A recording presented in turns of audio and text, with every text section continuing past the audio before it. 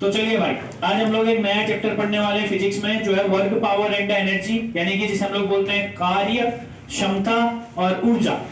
तो अगर हम बात करेंगे हम इन तीनों चीजों के बारे में क्या क्या पढ़ने वाले हैं, ठीक हो गया। मैं ज्यादा कुछ नहीं पढ़ाऊंगा आप लोगों को, इन्हीं तीनों टॉपिक को एक एक करके पढ़ा के मैं आप लोगों का ये चैप्टर खत्म करूंगा। वर्क, पावर एंड एनर्जी, इनसे एक दो क्वेश्चंस बनते हैं, बढ़िया छोटे छोटे चैप्टर बचे हुए हैं। तो चलिए दोस्त, ज्यादा समय खराब न करते हुए सबसे पहले हम वर्क के बारे में पढ़ते हैं। कार्य, आखिर में कार्य क्या होता है। आप कोई भी काम करते हैं वो कार्य है। आपने कुछ भी करा, आप घर से पैदल चलकर यहाँ आए, आपने कार्य किया, तो कार्य का फॉर्मूला क्या होगा, यानी कि आपको हम कैसे कह रहे हैं कि आपने कार्य किया। तो यहां सुनना ध्यान से, बिल्कुल जो वर्क होता है भाई, कभी भी वर्क यानी कि कार्य, जैसे मैंने बोला आप घर से लेकर इंस्टीट्यूट तक चलकर आए तो आपने कार्य किया, और आपको ये कार्य करने में लगा सबसे पहली बात बल, फोर्स लगा। और याद रखेंगे, जब आपके पांव में फोर्स लगा, आई रिपीट, जब आपके पांव ने फोर्स लगाया, जब आपने बॉडी ने पांव ने फोर्स लगाया, आप चले और आप इधर तक पहुंचे, एक तो लगा फोर्स, और जितना फोर्स लगा और आपकी बॉडी में हुआ विस्थापन, डिस्प्लेसमेंट, आप घर से लेकर इंस्टीट्यूट तक डिस्प्लेस हुए, यानी कि आप विस्थापित हुए, आपकी स्थिति में परिवर्तन आया, आपकी पोजीशन में चेंज आया। तो याद रखेंगे, वर्क कार्य बराबर होता है फोर्स इनटू डिस्प्लेसमेंट, या जिसे हम बोलते हैं कार्य गुणा विस्थापन। आई रिपीट, कार्य गुणा विस्थापन। क्लियर हो गया भाई? आई रिपीट, जिसे हम लोग बोलते हैं कार्य गुणा विस्थापन। आई रिपीट भाई, कार्य गुणा विस्थापन। तो बल गुणा विस्थापन बराबर होता है वर्क। और याद रखेंगे भाई, इसको हम लोग कैसे भी लिखते हैं, ध्यान से सुनना, क्योंकि जो वर्क होता है एक स्केलर क्वांटिटी होता है, जो वर्क होता है एक अदिश राशि होता है।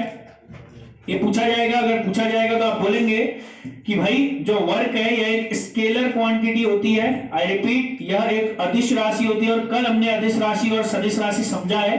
तो मैं इसको एक और तरीके से लिख सकता हूं, मैं इसको लिख सकता हूं वर्क बराबर फोर्स इनटू, याद रखना, वर्क बराबर फोर्स इनटू डिस्प्लेसमेंट। यहां पर जैसे कल हमने इक्वेशन ऑफ मोशन पढ़ा था, गति के समीकरण पढ़े थे, वहां पर को विस्थापन एस से दिखा रहे थे, अगर याद रखेंगे यहां पर को विस्थापन को डी से दिखाते हैं। अगर कभी भी स्केलर क्वांटिटी का प्रोडक्ट होता है तो यहां पर को डब्ल्यू बराबर, अगर हम हटाएंगे scalar quantity, sorry vector quantity, तो एफ डी कॉस थीटा आएगा। आई रिपीट, यहां पर कोई एक कांस्टेंट आएगा एफ डी कॉस थीटा। और याद रखेंगे, वर्क डन का जो फॉर्मूला होता है वह होता है F D cos theta. Important है भाई, हल्का हल्का से मैंने आपको बताया। और याद रखेंगे, अगर आपसे पूछेगा कार्य की इकाई यानी कि कार्य का मात्रक, तो आपका आंसर होगा जूल। आई रिपीट, आप बोलेंगे जो वर्क है यानी कि डब्ल्यू है, इसका जो मात्रक होता है, इसकी जो यूनिट होती है, इसका जो मात्रक होता है, इसकी जो यूनिट होती है वह जूल होती है। आई रिपीट, कार्य का जो मात्रक होता है वह जूल होता है। अब सुनना, इधर पर से टेक्निकल वालों के पेपर में या जीडी वालों के पेपर में एक बढ़िया प्रश्न आएगा। क्लियर हो गया? अगर आपसे पूछा जाएगा, ध्यान से सुनना, एक बहुत ही बढ़िया चीज बता रहा हूं आपको।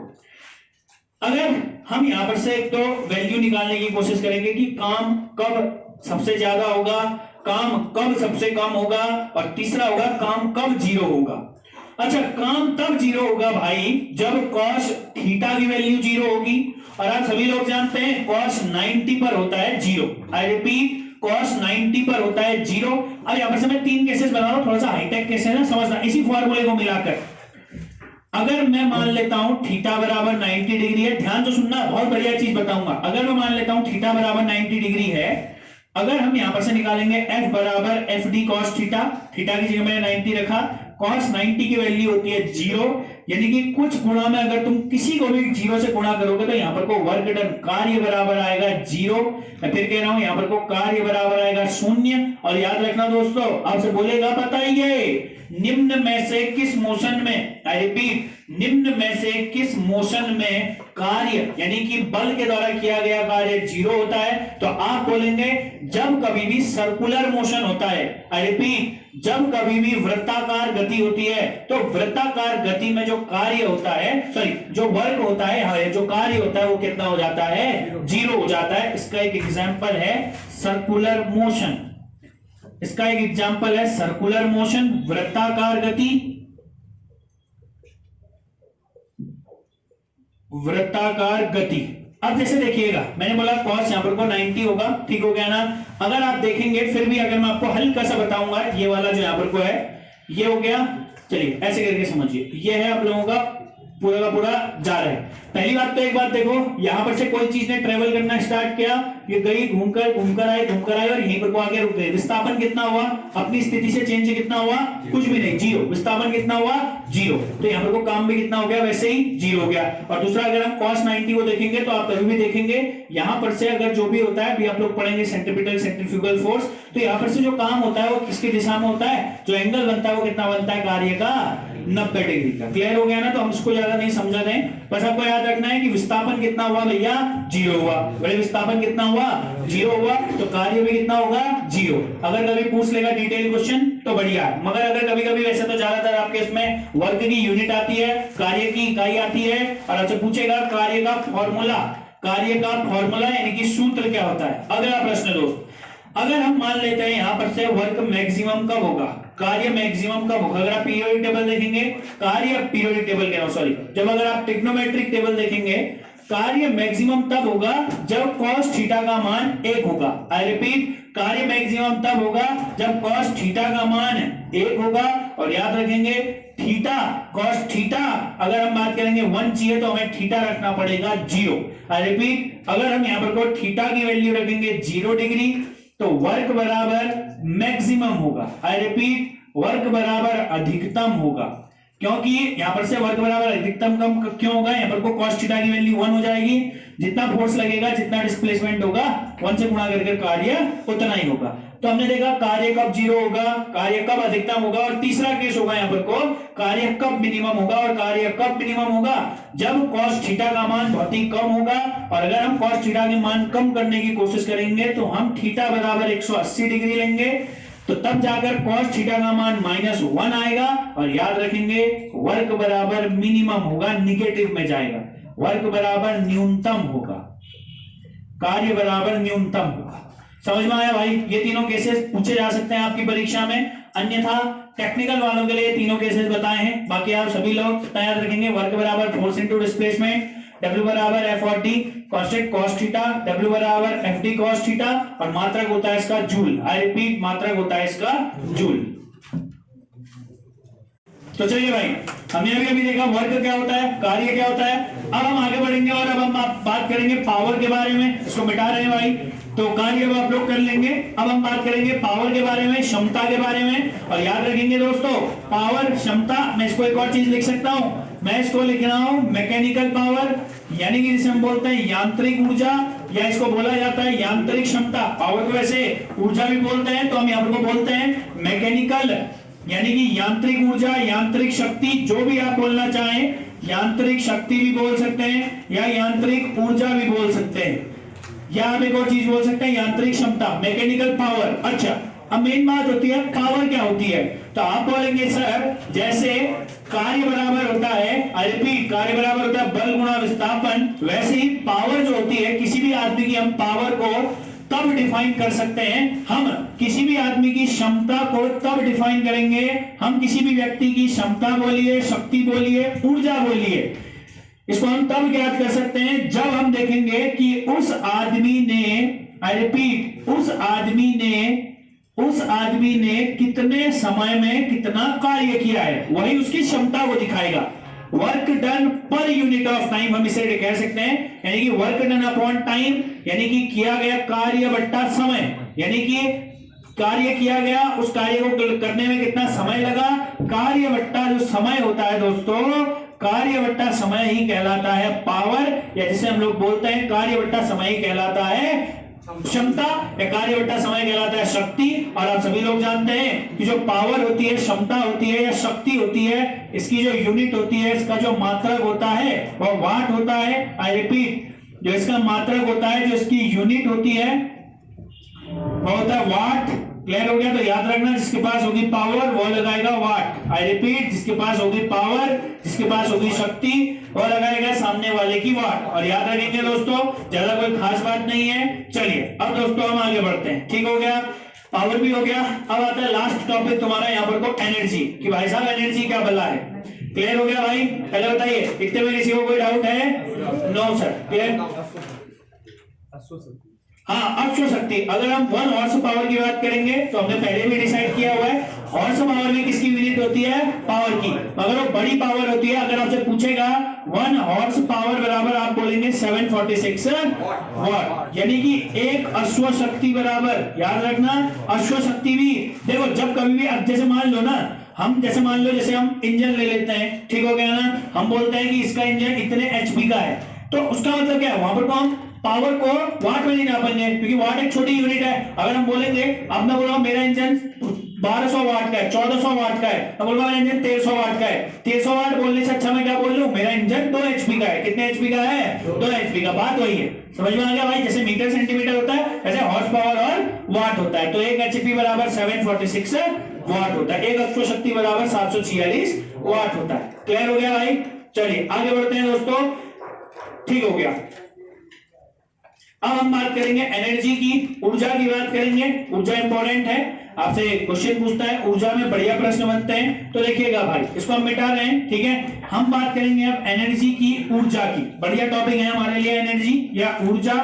अब मेन बात होती है ये ऊर्जा, इसको आप लोग डायरेक्ट पढ़ेंगे। आपसे अगर पूछा जाएगा कि भाई बताइए, जो हमारे पास ऊर्जा के फॉर्म्स होते हैं, आप बोलेंगे भाई साहब जो हमारे पास एनर्जी होती है ये 2 तरह की होती है। और याद रखेंगे, एनर्जी और कुछ नहीं है, एबिलिटी ऑफ डूइंग वर्क, कार्य करने की क्षमता। किसके अंदर कार्य करने की कितनी क्षमता है, उसी को हम बोलेंगे उसके अंदर उतनी एनर्जी है, उसके अंदर उतनी ऊर्जा है। तो याद रखेंगे, ऊर्जा 2 तरह की होती है, एक होती है गतिज ऊर्जा, काइनेटिक एनर्जी। आई रिपीट, पहली होती है हमारे पास काइनेटिक एनर्जी, या भाई जिसे बोला जाता है गतिज ऊर्जा। और याद रखेंगे, दूसरी होती है पोटेंशियल एनर्जी, काइनेटिक एनर्जी, जिसे बोला जाता है गतिज ऊर्जा। और याद रखेंगे, दूसरी होती है हमारे पास पोटेंशियल एनर्जी,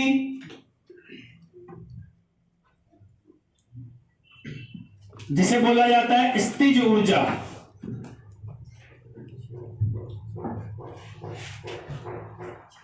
अब इन दोनों ऊर्जाओं में फर्क क्या है? स्थिज ऊर्जा और जो हमारे पास दूसरी है, क्लियर हो गया, जिसे हम लोग काइनेटिक एनर्जी बोलते हैं, गतिज ऊर्जा बोलते हैं, इन दोनों में अंतर कुछ नहीं है भाई। यानी कि याद रखेंगे, कभी भी कोई भी वस्तु अगर अपने मोशन के साथ, अपने, चलो इतना समझो आप, कोई भी वस्तु जब गति में होगी, याद रखना, कोई भी वस्तु जब गति में होगी तो उसके पास होगी गतिज ऊर्जा, कोई भी वस्तु रेस्ट में होगी उसके पास होगी स्थितिज ऊर्जा। आई रिपीट, उसके पास होगी स्थितिज ऊर्जा। क्लियर हो गया ना? उसके पास कौन सी ऊर्जा होगी? स्थितिज ऊर्जा। स्थित मतलब रुकना, स्थितिज ऊर्जा थमे हुए के पास होगी, चलने वाले के पास कौन सी ऊर्जा होगी? काइनेटिक एनर्जी, या जिसे हम बोलते हैं गतिज ऊर्जा। और याद रखना, वैसे भी अब तुम बोलोगे कि सर इन दोनों का ऊर्जा कहां से आई? आपको अगर ऊर्जा का एक नियम पता है, law of conservation of energy, ऊर्जा का संरक्षण नियम, ये कहता है कि ऊर्जा जो है, energy can not be created और डिस्ट्रॉयड। ऊर्जा को हम बनाए या खंडित नहीं कर सकते हैं, ऊर्जा को केवल एक जगह से दूसरी जगह ट्रांसफर किया जा सकता है। Energy can only be transferred from one form of energy into another form. ऊर्जा के एक प्रकार से हम ऊर्जा को क्या कर सकते हैं? दूसरे प्रकार में बदल सकते हैं। जैसे मान लेते हैं फुटबॉल है, अगर एक फुटबॉल रखी हुई है, अगर रखी हुई है तो उस फुटबॉल के पास अपनी पोटेंशियल एनर्जी है। अब अगर मान लो तुमने एक किक मार दी उस फुटबॉल में, तो वह एनर्जी बदल जाएगी कौन से में? काइनेटिक एनर्जी में। मगर आपसे पेपर में डायरेक्ट पूछता है कि भाई बताइए, निम्न में से गति मतलब गति करते समय जो ऊर्जा होगी। अरे ध्यान से सुनना, मैंने कहा गति करते समय जो ऊर्जा होगी, गति करते समय जो ऊर्जा होगी वह होगी गतिज ऊर्जा, यानी कि एनर्जी ड्यूरिंग मोशन, शॉर्ट में लिख रहा हूं, energy during motion will be kinetic energy. और याद रखेंगे भैया, जिस समय में रेस्ट होगा, यानी कि